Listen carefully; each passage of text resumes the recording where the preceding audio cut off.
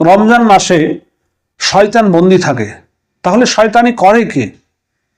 এইরকম ধরনের স্বাভাবিক প্রশ্ন কিন্তু আমাদের অনেকেরই কিন্তু মনের মধ্যে আসে যে রমজান মাসে যদি শয়তান বন্দী থাকে তাহলে এই রমজান মাসে শয়তানি করে কারা? শয়তান তো বন্দী, তাহলে চুরি, ডাকাতি, সুদ, ঘুষ, মদ এগুলো কেন বন্ধ হয় না? আজকে আমরা এই প্রশ্নের উত্তর জানব দুই ভাবে। একটি হচ্ছে যৌগিকভাবে, আর একটি হচ্ছে কোরআনের আলোকে তাত্ত্বিকভাবে। শেষ পর্যন্ত দেখুন ভিডিওটি, তাহলে আপনার দৃষ্টিভঙ্গি বদলে যাবে। ধরুন আপনি একটি লোহার বা পিতলের বাটি 11 ঘন্টা আগুনে আপনি গরম করলেন, তারপর আগুন নিভিয়ে দিলেন।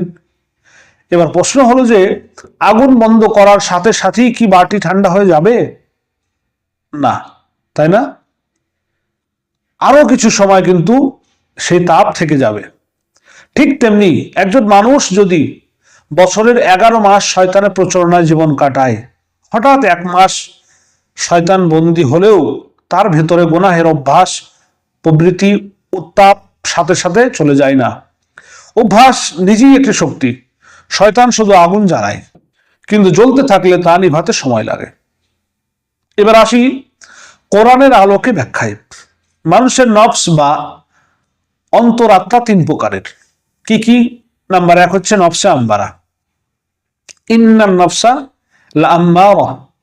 এই নফস মানুষকে মন্দ কাজের দিকে ঠেলে দেয়, গুনাহকে সুন্দর করে দেখায়।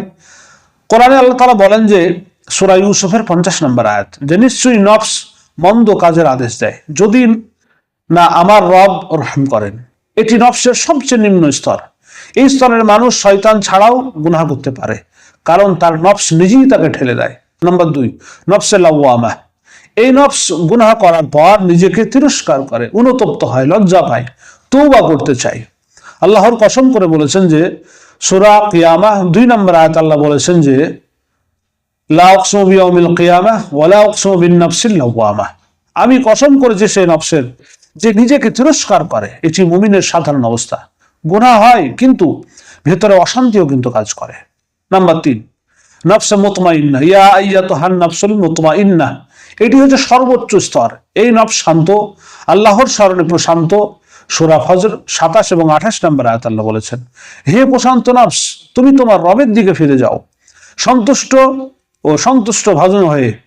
এই নফসের মানুষ রমজানে আরো বেশি ইবাদতে ডুবে যায়, কারণ তার ভিতরে আগে থেকেই কিন্তু আলো ছিল।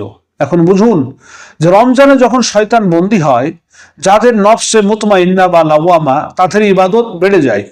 আর যাদের নফসে আম্মারা, তাদের কাছে শয়তান আসতেই হয় না।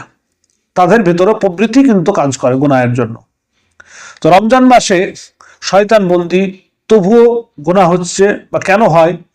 এই প্রশ্নটা হওয়াটা স্বাভাবিক, কারণ আমার নফস কোন স্তরে আছে?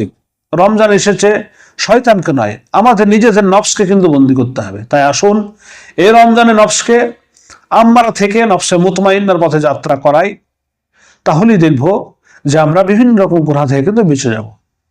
বন্ধুরা, যদি ভিডিওটি ভালো লেগে থাকে তাহলে অবশ্যই আমার এই চ্যানেলটি সাবস্ক্রাইব করুন এবং একটি লাইক করুন। আবার দেখা হবে আরো একটি শিক্ষামূলক ভিডিও নিয়ে। ধন্যবাদ।